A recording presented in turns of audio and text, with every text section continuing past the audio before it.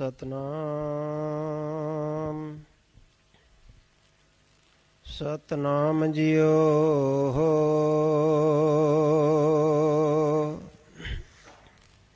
सतनाम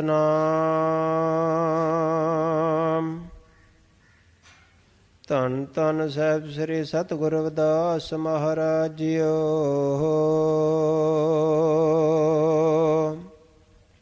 परम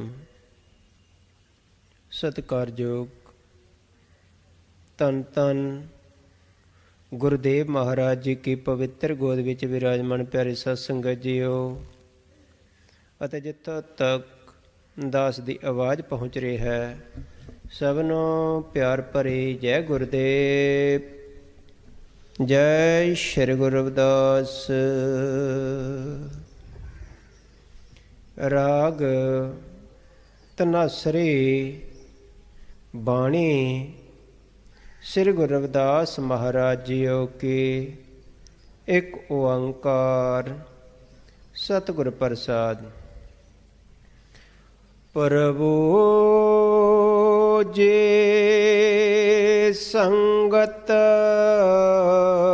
सरन तिहारे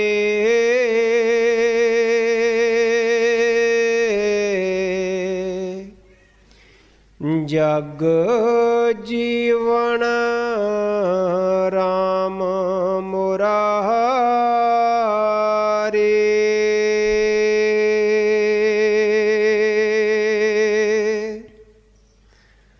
प्रभु जे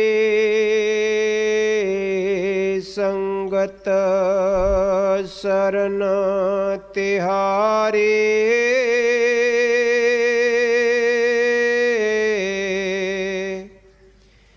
जग जीवन राम मुरारे।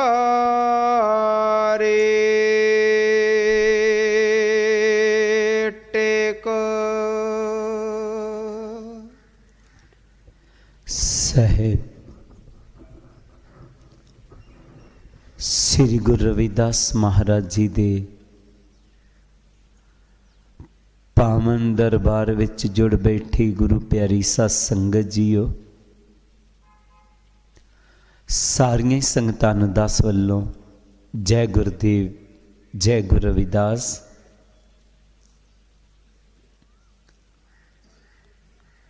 आप सभी ने सतगुरु रविदास महाराज जी की पवित्र बानी का शब्द जो पाठी जी ने कहा है श्रवण किया है। जे बानी श्री गुरु रविदास महाराज जी उनकी अमृत बानी से है। याद रहे सतगुरु रविदास जी ने जो भी बानी कही है उससे 40 शब्द और एक श्लोक श्री गुरु ग्रंथ साहिब पे भी है और बहुत सी बानी उनकी जो है वो अमृत बानी में है। तो काफ़ी जो बाहर की स्टेट के लोग हैं कभी कभी कहते हैं कि आप कभी कभी हिंदी में भी सत्संग कर दिया करें तो हमें अच्छा लगेगा। तो मन में रहता नहीं है, याद नहीं रहता है। मैं समझ चाहता हूँ उन सभी से। तो दूसरी बात ये है हम पंजाब में रहते हैं तो स्वाभाविक जैसे भी है हम पंजाबी कह ही जाते हैं। तो मैं प्रयास तो करूँगा कि मैं हिंदी में सत्संग कह पाऊँ।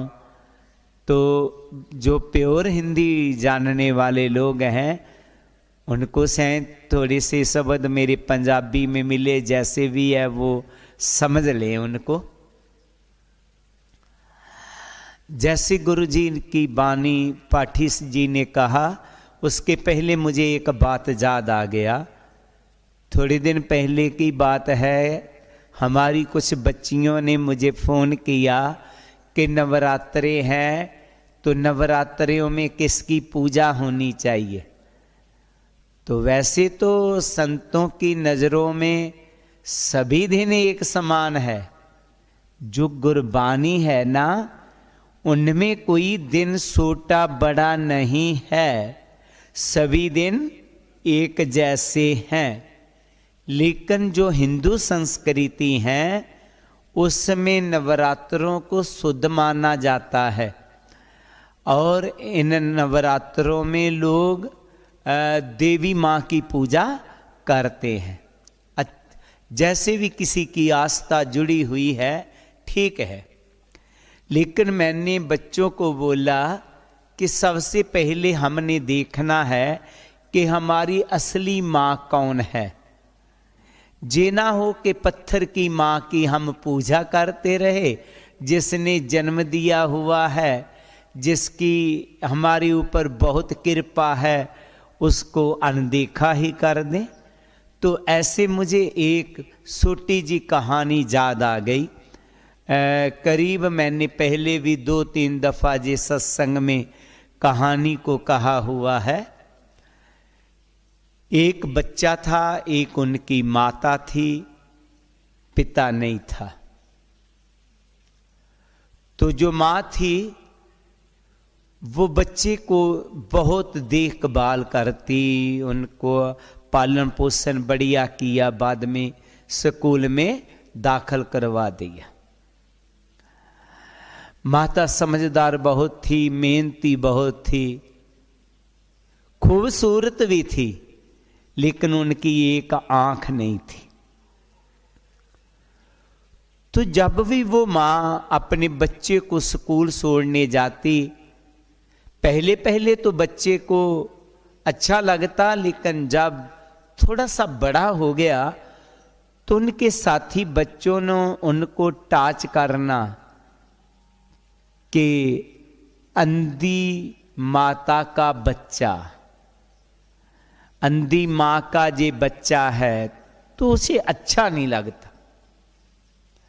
तो धीरे धीरे कहने लगा, माँ आपको स्कूल आने की जरूरत नहीं है, मैं अब बड़ा हो गया हूं, मैं खुद आ सकता हूं। मन में ये था कि माँ की एक आंख नहीं थी तो वो अच्छी लगती नहीं थी।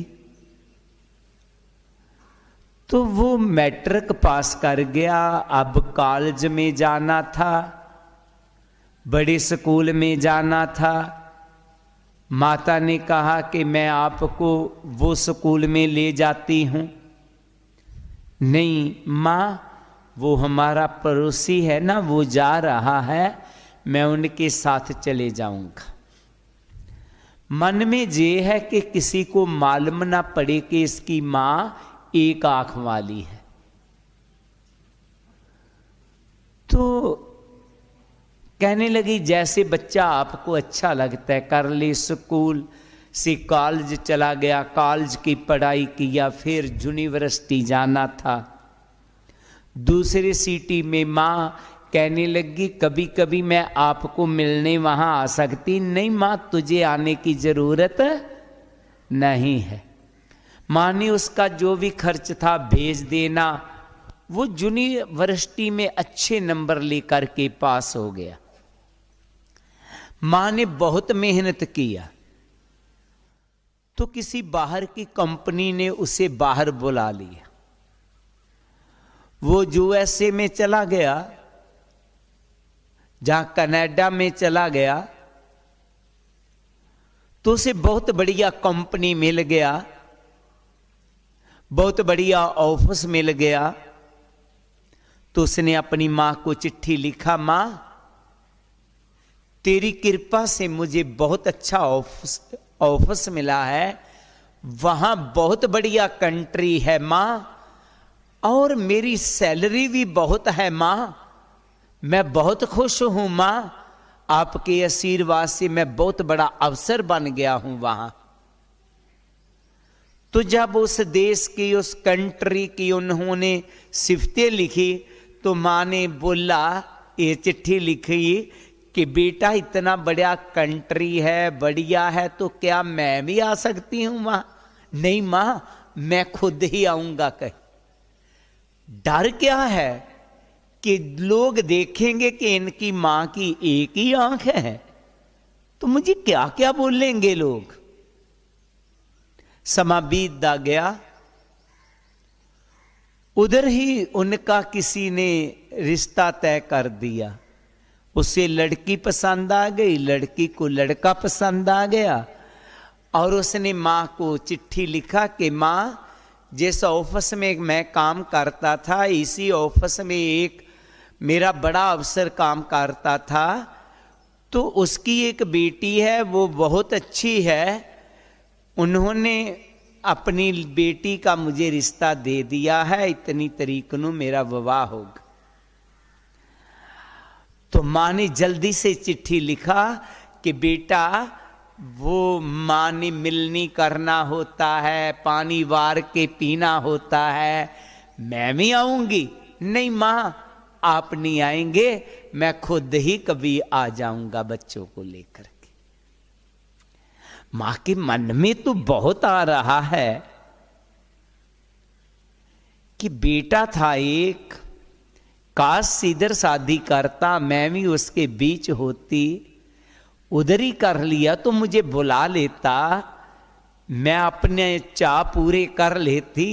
लेकिन क्या करे बेचारी, बेबस है। बेटे ने बुलाया नहीं, समा बीतता गया। उसके कारण एक बेटे ने जन्म ले लिया। तो उसने फोन किया कि मां, तू बहुत ही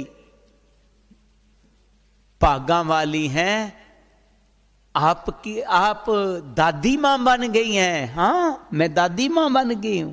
हाँ, मैं अपना पोता देखना चाहती हूं मां, मैं तेरे पोते को लेकर के आऊंगा।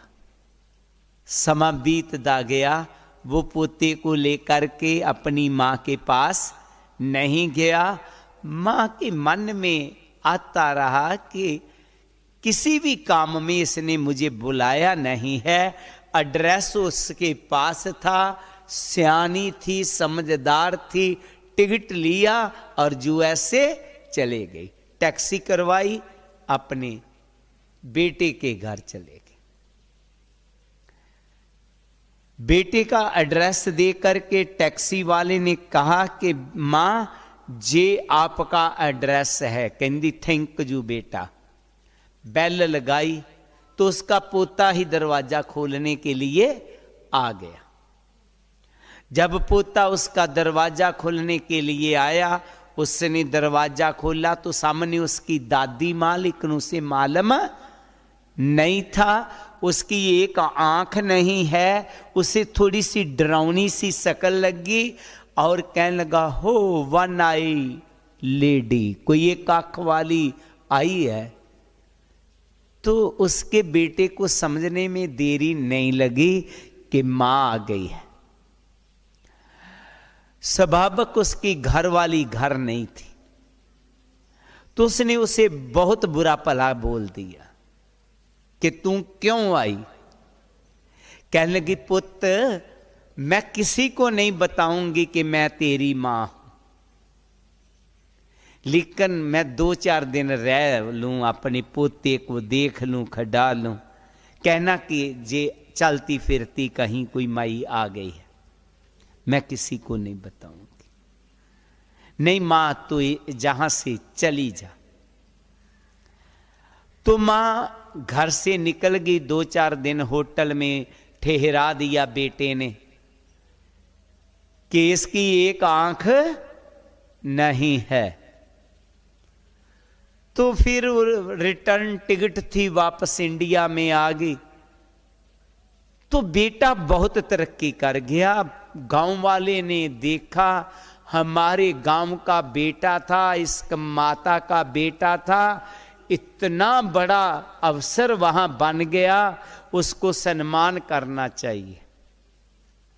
उधर उनकी माता भी बीमार रहने लगी। कहने लगी, बेटा मैं आखिरी पलों में आ गई हूं, अगर कृपा करें तो मुझे जाती दफा मिल जाए। कहने लगा, मां मैं क्रिसमस की छुट्टियां आ रही है, मैं आ रहा हूं, गांव वालों ने मुझे सम्मानित भी करना है। तो वहां वो जब आया तो उसकी मदर की डेथ हो चुकी थी। तो उसका सम्मान समारोह किया गया कि इसकी मदर ने इसके लिए क्या क्या किया और कहां तक पहुंचा दिया। उनको भी लोग श्रद्धा सुमन भेंट कर रहे थे। जहां उसके बेटे को सम्मान किया और माता को ज्यादा सम्मान किया जा रहा था, वो भी मान रहा था कि जहां तक पहुंचाना मेरी मदर का काम था। तो फंक्शन खत्म हुआ तो घर आ गया, अपने पुराने घर में जहां वो मदर रहा करती थी। देखने लगा जी मेरी माता का घर है। तो इतने में वहां का प्रधान आ गया, कहता सॉरी मुझे याद नहीं रहा, जब तेरी माता की ज्यादा तबीयत खराब हो गई तो ये एक लेटर मुझे दिया हुआ उसने लिख करके देख ले। तो उसने लेटर पढ़ना शुरू कर दिया। कहने लगे वो लिखती है कि बेटा आपको मेरा बहुत बहुत आशीर्वाद। हो सकता है कि आपका मेरे साथ मिलाप हो या ना हो, लेकिन मैं एक बात का आपसे पर्दा रखा। बेटा पर्दा ये था कि जब मेरी शादी हुई तो जो मुझे तू बोल रहा था ना एक आंख वाली, मेरी दोनों ही आंखें थी। जब मैंने जन्म लिया मेरी दोनों आंखें थी। तेरा फादर बहुत बड़ा अफसर था। जब हमारी शादी हुई तो भी मेरी दोनों आंखें थी। शादी होने के कुछ दिन पश्चात ही आपके पिता की डेथ हो गया। आपका पालन पोषण मेरे सिर पर आ गया। तो क्या हुआ बेटा, तू शरारती बहुत निकला, क्योंकि मुझे आपको बहुत ज्यादा लाड करती थी। तो एक दिन तू शरारत करके भागा, गिर गया, एक सलाई आपकी आंख में लग गई, आपकी आंख खत्म हो गई बेटा। तो मैंने बहुत इलाज करवाया लेकिन आपकी आंख ठीक नहीं हुई। आखिर मैंने एक डॉक्टर टीम के पास गई, मैं बहुत उनके वास्ते पाए कि कैसे भी मेरे बेटे की आंख होना चाहिए। वो कहने लगे नामुमकिन है माता जी। हाँ एक बात हो सकती है, अगर कोई अपनी आंख इसको दे दे तो जे बेटे की आंख बन सकती है लेकिन उनकी आंख नहीं रहेगी। तो कहने बेटा मुझे बहुत अच्छा लगा, मुझे आप दिखाई ठीक नहीं देता था, मैंने अपनी आंख दे दी। जब आपको देखा तो मुझे बहुत तो सुंदर दिखाई देता था। तो बेटा याद रखना, जे आंख तेरी मां की है इसकी संभाल रखना, जिसके साथ आप सुंदर है। तब उसकी आंख खुली। ओहो, मैंने तो सोचा कि मेरी मां सुंदर नहीं है, ओहो वो तो मैं सुंदर नहीं था। मेरी सुंदरता देखने के लिए, मुझे खूबसूरत देखने के लिए मां ने अपनी आंख दे दिया। तो ऐसे हमारे माता पिता ने हमारे ऊपर कितना कुछ किया होता है हम जानते नहीं है। अफसोस होता है कि हम पत्थरों की मां के आगे शीश झुकाते हैं, लेकिन जिसने जन्म दिया हुआ है, जिसने ना जाने हमारे ऊपर कितने परोपकार किए होते हैं, उनको हम बुरा भला बोल देते हैं। नहीं जी, याद रखना, ऐसे जैसे वो बेटे को मालूम नहीं था कि मेरी सुंदरता के लिए मेरी मां ने क्या किया है, ऐसे ही हमें भी मालूम नहीं है कि हमारे माता पिता ने हमारे जहां तक पहुंचाने के लिए कितने कष्ट सहारे हैं।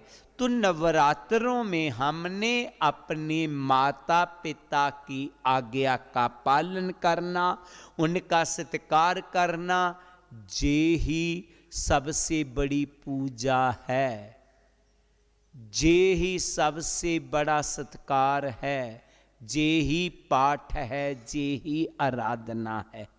ये मेरा निवेदन रहेगा।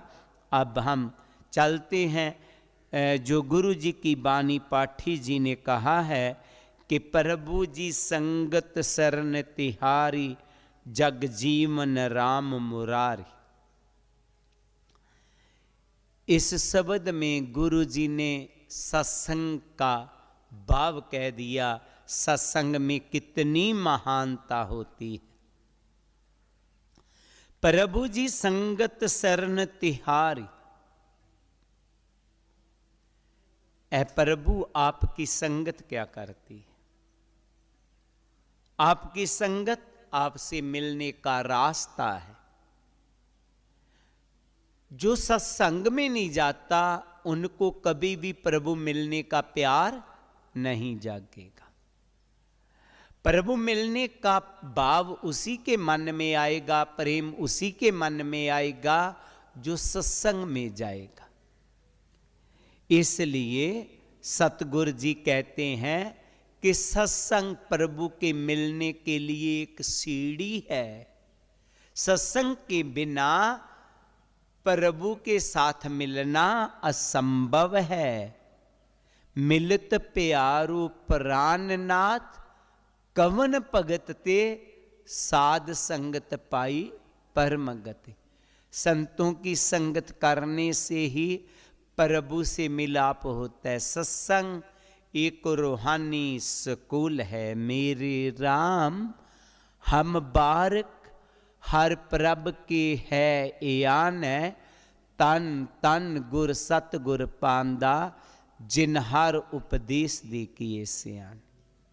ऐ मेरे राम, हम ऐसे थे जैसे अनपढ़ बच्चा होता है जिसको कोई ऊड़ा एड़ा, कोई काखा, कोई ABC कुछ नहीं आता है। लेकिन जब वो स्कूल में आना जाना शुरू कर देता है, किसी दिन वो सभी पढ़ाई को पढ़ने योग्य हो जाता है। ऐसे ही जिस सत्संग है जहाँ पर आने से हमें रूहानियत तालीम मिलती है। फिर गुरु जी सत्संग की महानता कहते हुए अपनी वाणी के आगे फरमाते हैं। गले गले को जल बह आयो,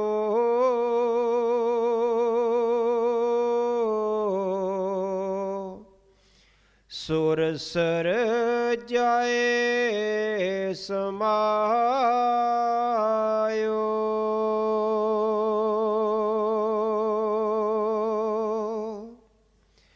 संगत कै प्रताप महात्म,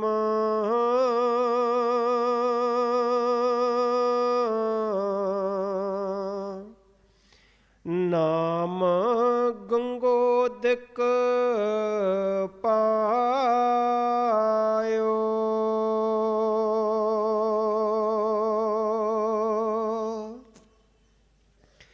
गली गली को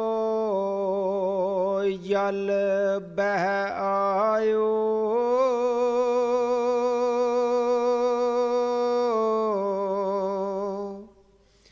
सुर सर जाए समायो।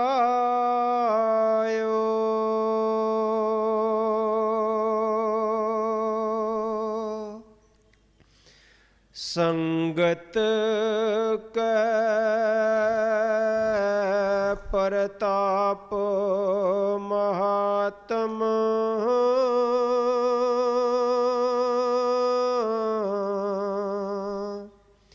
नाम गंगोदक पायो।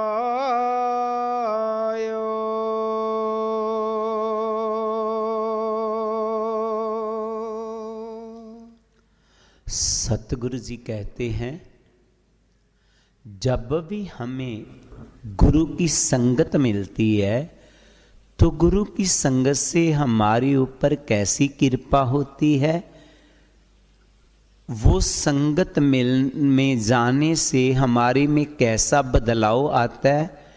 जैसे वर्षा पड़ती है तो पानी गलियों में आ जाता है, तो वो गलियों का जितना पानी है वो पीने जोग नहीं होता। लेकिन धीरे धीरे वो पानी जब जो गंगा के तट पर बसे हुए सिटी हैं, हरिद्वार है, वाराणसी है, जितने भी सिटी है, इलाहाबाद है, वो सिटी का पानी जितना गंदा पानी है वो गलियों का सभी पानी गंगा में चला जाता है। तो जब गंगा में चला गया तो क्या हो गया, गंगा जल बन गया। गुरुजी ने तो जहां तक बोल दिया है कि सुरा अपवित्र नाते अवर जल रे, मेल सुरसरी होए नहीं आनन। सुरा कहते शराब को। शराब बहुत अपवित्र होती है। सुरा अपवित्र नात अवर जल रे, तो जितना अपवित्र जल है, जब ये गंगा के बीच चला जाए तो जो हिंदू संस्कृति के लोग हैं उसको गंगा जल समझ कर के अमृत मान के पीते हैं। सभी लोग नहीं हैं, जैसे क्रिश्चियन लोग, मुसलमान लोग, वो नहीं।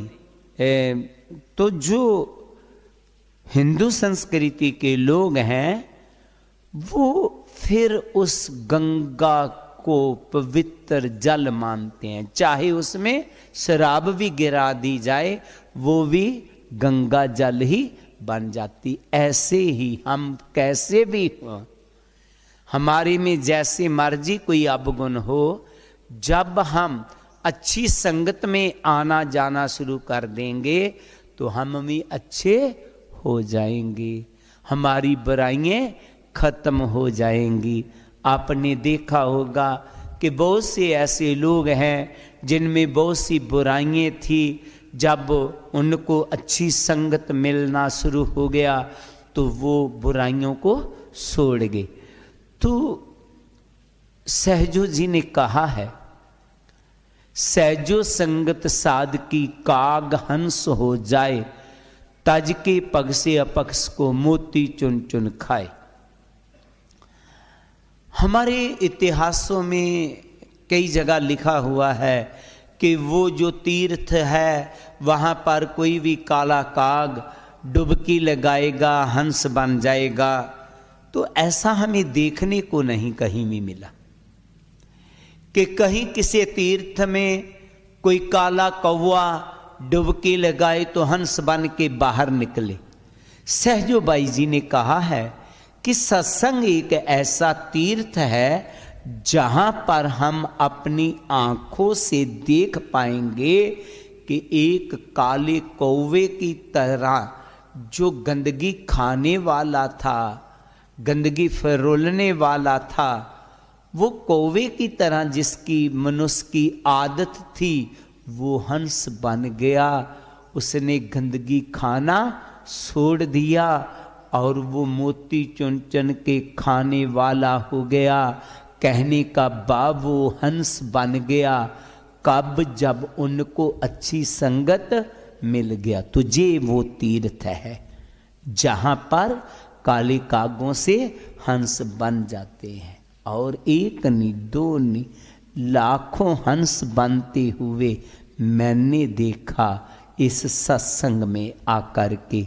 गुरुजी फिर अपनी वाणी में आगे फरमाते, सबांत बूंद बरसै पन ऊपर,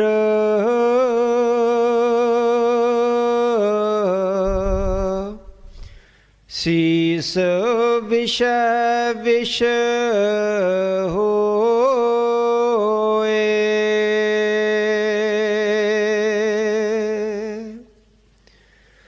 बाही बूंद कै मोती निपजै,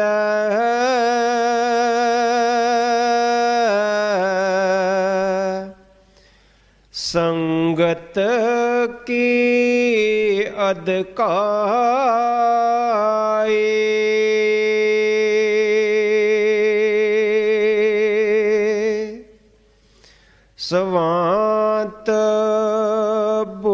बूंद बरसै फन ऊपर,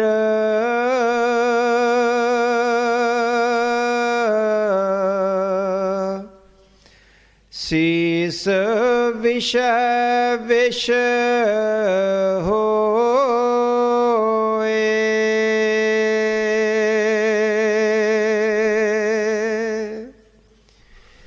बाही बूंद कै मोती निपजै,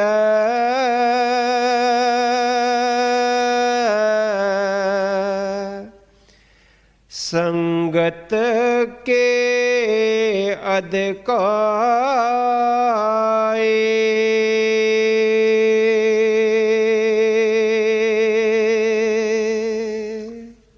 गुरु जी कहते हैं कि मनुष्य सभी एक जैसे ही होते हैं। प्रभु ने सभी को एक जैसा ही जन्म दिया है। सभी मनुष्यों का भोजन भी थोड़ा सा एक ही है, थोड़ा सा बदलाव होगा। कोई इडली से सुबह नाश्ता कर लेता होगा, कोई परांठे से, कोई खुश्क फुल्के से। बात तो इतनी है, लेकिन अंतर मनुष्य में बहुत है। एक मनुष्य अपने घर को स्वर्ग बना रखा है और एक मनुष्य ने अपने घर को नरक बना रखा है। माता पिता भी परेशान कर दिए, बच्चों को भी परेशान कर दिया, रिश्तेदारों को भी परेशान कर दिया। नरक जैसा माहौल बना दिया उसने। और एक है वो खुद भी अच्छा जीवन जी रहा है, परिवार में अच्छा बर्ताव कर रहा है, रिश्तेदारों से भी प्यार से रह रहा है। जी अंतर क्यों ये हो गया? मनुष्य एक था तो जी बात गुरु जी कह रहे हैं। स्वात बूंद बरसे फन ऊपरे, शीस बिसे बिस होए, ओही बूंद के मोती बिन जय संगत के अथकाए। गुरु जी कहते जब वर्षा पड़ती है तो सभी वर्षा एक जैसी है। जो सिप के मुंह में चली जाती है वो मोती बन जाती है, जो सांप की मुंह में चली जाती वो जहर बन जाता है। पानी तो एक था ना, अंतर कहां हो गया? उनकी संगत में। ऐसे मनुष्य सभी एक जैसे ही होते हैं। किसी का स्वभाव कुछ अलग तरीके का, किसी का स्वभाव अलग तरीके का। कोई नरक जैसा माहौल बना देता है, कोई स्वर्ग जैसा माहौल बना देता है। तो ऐसी संगत लोगों की करो जो आपका जीवन स्वर्ग जैसा बना दे, नरक जैसा ना बना दे। तो हमने मोती बनना है, विष नहीं बनना, जहर नहीं बनना। हमने मोती जिसमें की कीमत है, कदर है, जहर जिससे लोग डरते रहें वो नहीं बनना।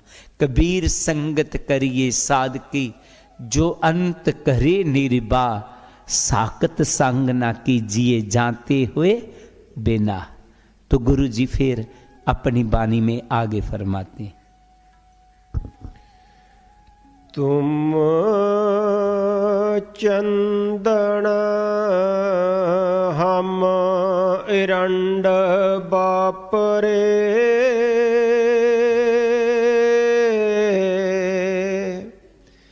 निकट तुम्हारे बासा,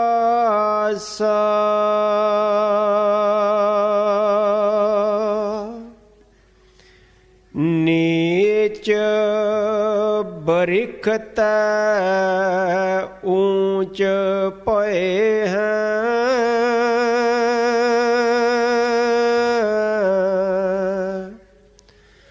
तुम्हारी बास सुवासा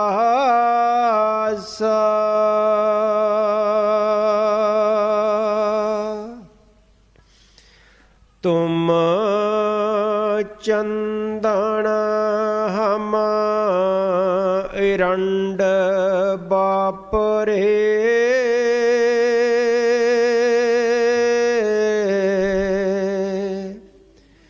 निकट तुम्हारे बासा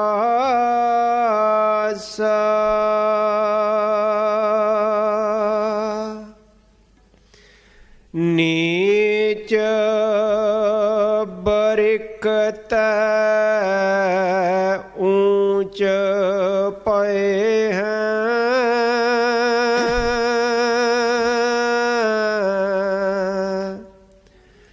तुम्हारी बास शुभासा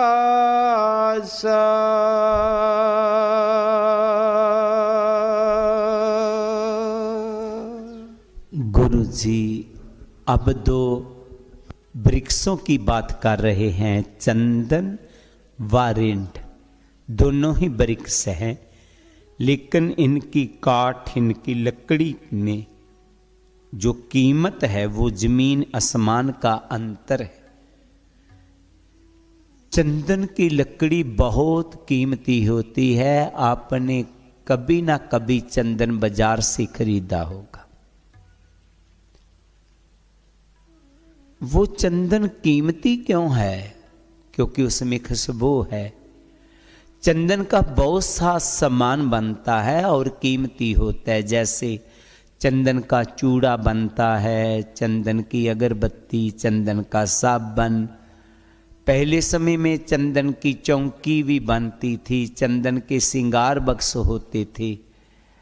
चंदन हिंदू पूजा सामग्री में विशेष स्थान रखता है और चंदन जो है जे बहुत सी आयुर्वेदिक दवाइयों में भी इस्तेमाल होता है, इसीलिए चंदन की बहुत कीमत है।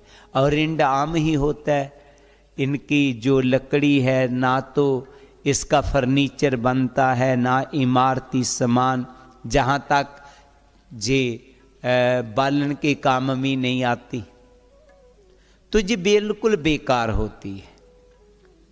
गुरु जी कहते हैं ऐसे ही हम थे, बिल्कुल बेकार।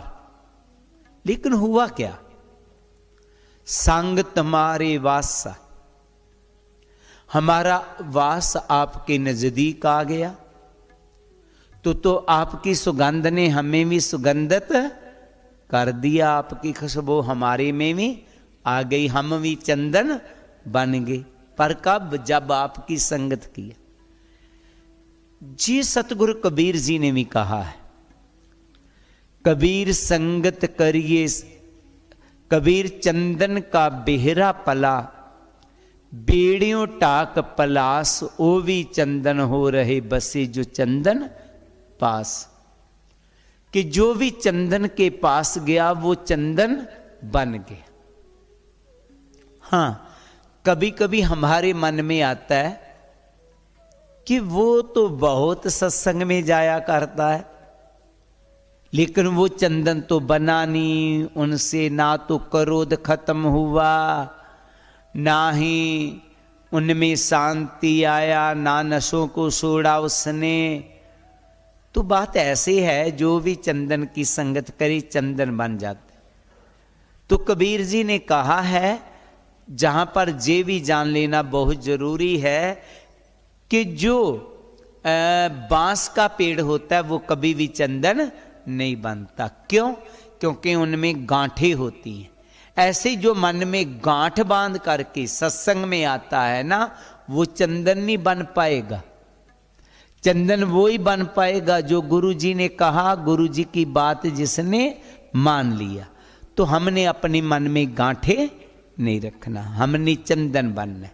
तो मैंने देखा कि जे गुरु जी ने जो बानी कहा है, एक नहीं दो नहीं हजारों ऐसे रिंड की तरह थे जो पेड़ जिनकी समाज में कोई कदर नहीं था, कीमत नहीं था, जब उनको गुरु संगत मिल गया वो चंदन बन गए। एक नहीं, दो नहीं, हजारों लोग देखे, गांव के गांव लोगों को देखा जो गुरु जी की संगत के साथ जुड़ गए, उनकी आज कीमत बन गई, आज कदर है समाज में, सारे उसका सत्कार करते हैं। कब? जब वो सत्संग में चला गया, गुरु की संगत में चला गया। तो हमने भी चंदन बनना है, हमने रिंड नहीं रहना है। गुरु जी अपनी शब्द की आखिरी पंक्तियों में ऐसे कहते हैं, जात पे ओछे पात पी ओछा,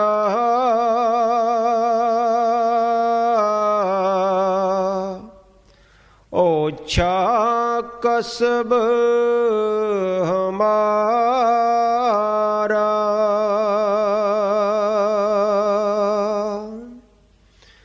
तुम्हारी कृपात ऊंच पाए हैं,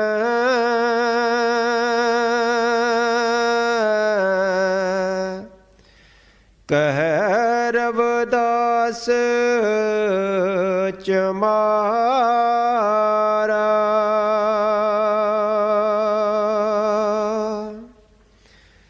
जात पी ओछे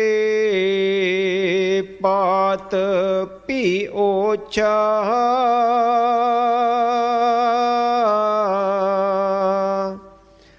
ओछा कसब हमारा,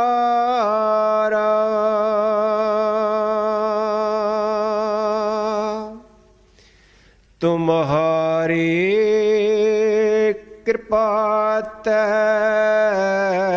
ऊंच पाए हैं,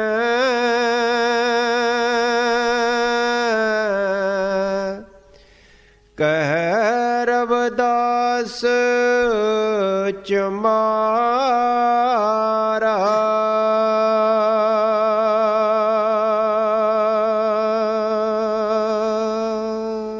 सतगुरु रविदास जी कहते हैं कि ऐ मनुष्य, तुझे प्रभु ने बहुत महान बना करके भेजा था।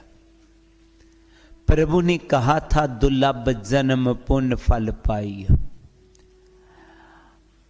आपको दुर्लभ जन्म दिया था और सबसे महान बना करके भेजा था। इस दुनिया में तेरी सिक्केदारी अवर्जुन तेरी पनहारी। पर जब तू दुनिया में आया, संसार में आया, विकारों में पड़ गया तो हुआ क्या?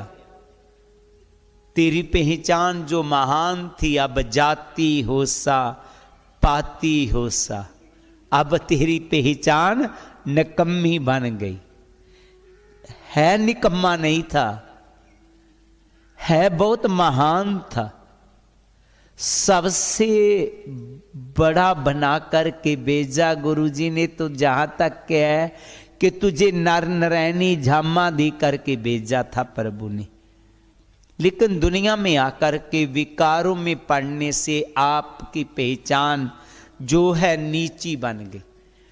जितने भी जीव हैं, जैसे चेतन जीव हैं, इनकी वंड महापुरुषों ने 3 भागों में की है, इंसानों में, जानवरों में और देवतों में। सबसे ज्यादा दुनिया में जानवर है, उससे कम इंसान, इंसानों से कम देवते। जो देवते हैं उनमें देवते ही मिलेंगे, ना इंसान मिलेंगे, ना जानवर मिलेंगे। और जानवरों में जानवर ही मिलेंगे, ना आपको इंसान मिलेंगे, ना आपको देवते मिलेंगे। पर इंसानों में तीनों ही तरह के लोग मिलेंगे। इनमें इंसान भी मिलेंगे, इनमें हिमान भी मिलेंगे और इनमें देवते भी मिलेंगे। जब इंसान इंसानियत को छोड़ देता है, इंसानियत तो उसमें कोई गुण ही नहीं रहता, तो उसकी जब भी बात चलता है तो कहते तू किस जानवर की बात कर रहा है। हैवान हो जाता है वो। उनको जे नहीं मालूम जे मेरी माता है, जे मैं मेरा पिता है, मैं इसको कैसे बोलना चाहिए, कौन से शब्दों का प्रयोग करना चाहिए इनके साथ। तो उसकी बात जब लोग कहते हैं तो किस जानवर की बात कर रहा, अगर उसमें अच्छे गुण आ जाते हैं तो कहते वाह वो इंसान है, ऐसा वैसा आदमी नहीं है। तो जब और अच्छे गुण आ जाए तो कहते हैं वो देवता है, देवता। उनके माथे पर कोई मुकुट नहीं लगा हुआ, कोई ताज नहीं है, लेकिन फिर हम उनको देवता कहते हैं क्योंकि उनके गुणों ने उसे देवता बना दिया। गुरु जी कहते हैं इंसान तो तू है, अगर तू मेरी संगत में आ जाएगा, मेरी वाणी के साथ जुड़ जाएगा तो तू इंसान से देवता बन जाएगा। अगर तू मेरी वाणी से के साथ नहीं जुड़ेगा तो विकारों में पड़ जाएगा, तो इंसान से हैवान बन जाएगा। गुरु प्यारी सत्संगत जियो, हमने गुरु जी की वाणी के साथ जुड़ना होगा, उनकी सत्संग के साथ जुड़ना होगा। हमने इंसानों से क्या बनना है? देवते बनना है। हमने इंसानों से जानवर नहीं बनना है। मेरा निवेदन रहेगा कि हम गुरु रविदास जी के बच्चे हैं, उनकी संगत हैं, और हमने उन्होंने जो हमें कहा है इंसानों से देवते बनना, हमने इंसानों से देवते बनाना है।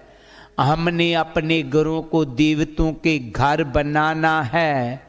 हमने अपने घरों को भूतों के घर नहीं बनाना है। भूत नाचें जे नहीं करना है। हमने अपने घरों को देवतों के घर बनाना है।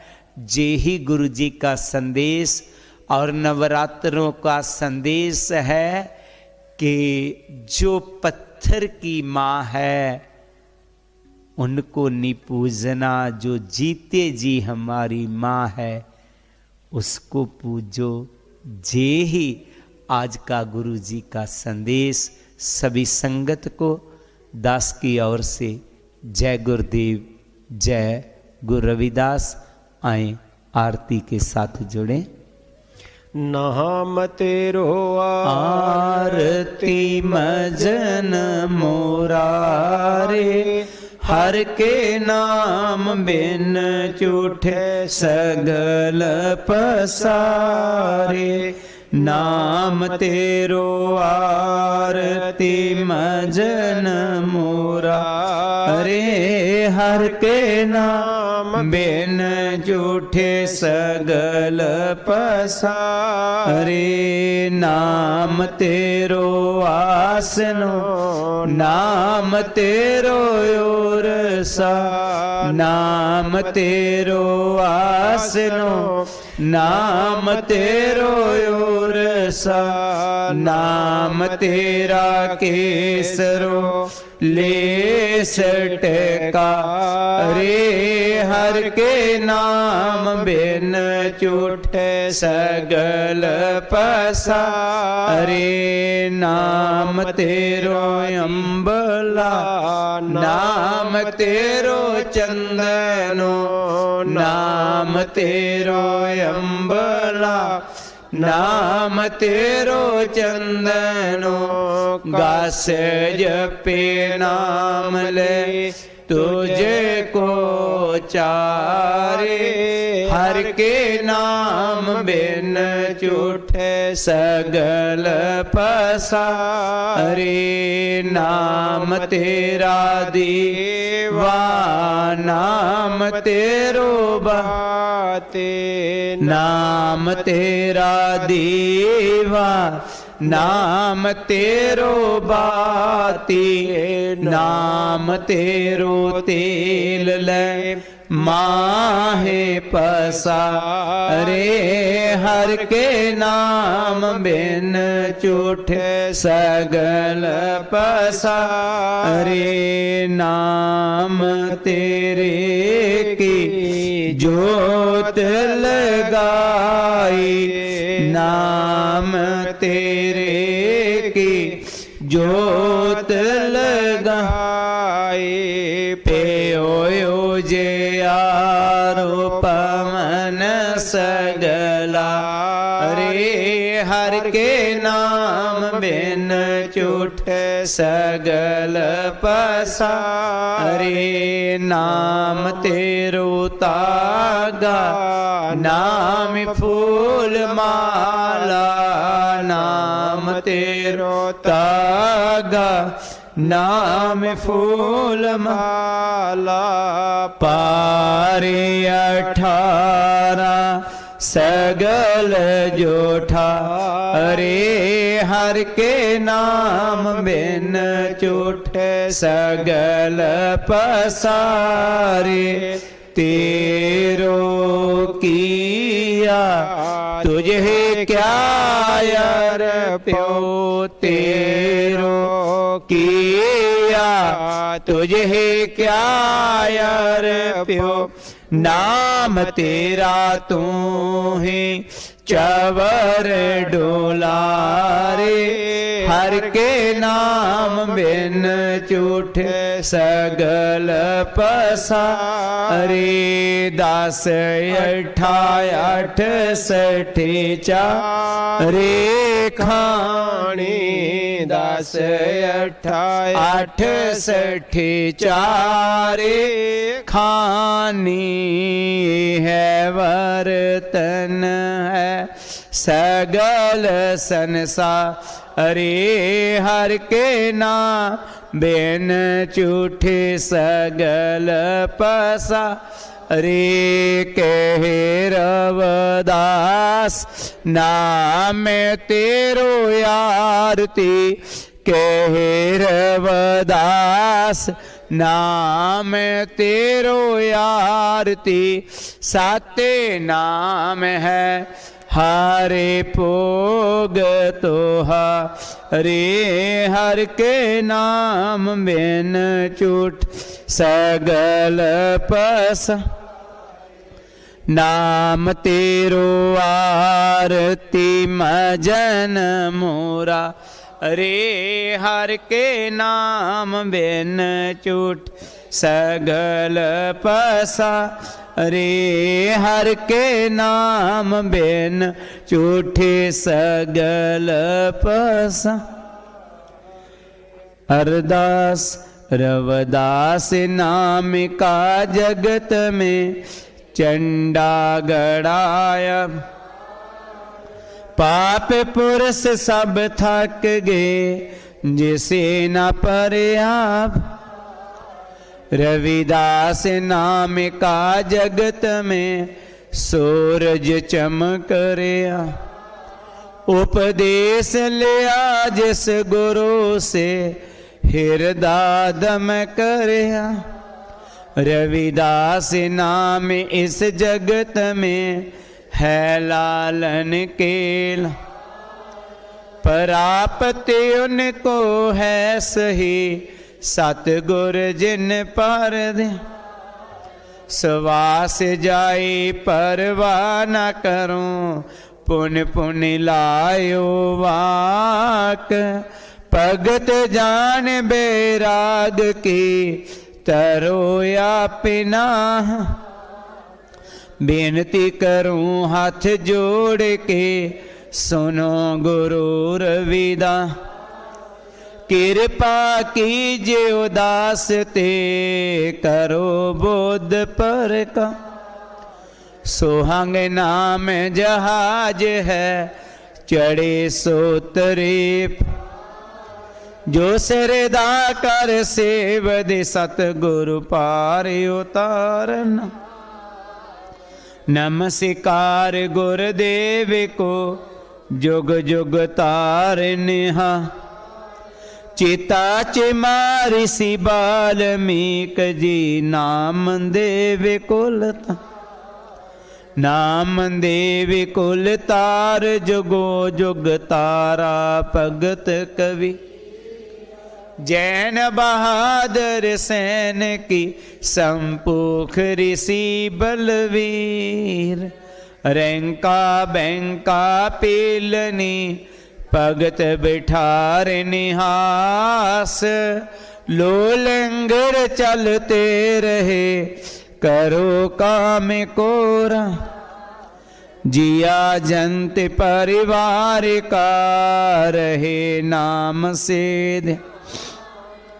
गुरु रविदास ऋषि बाल्मीक जी, सदा करे। गुरु रविदास ऋषि बाल्मीक जी, सदा करे कल्याण। से लोक हर सो हीरा साढ़ के, करे आन की आस। ते नर दोज के जाएंगे, सात पाखे रवदास। ऐसा चाहूं राज में, जहां मिले सबन को।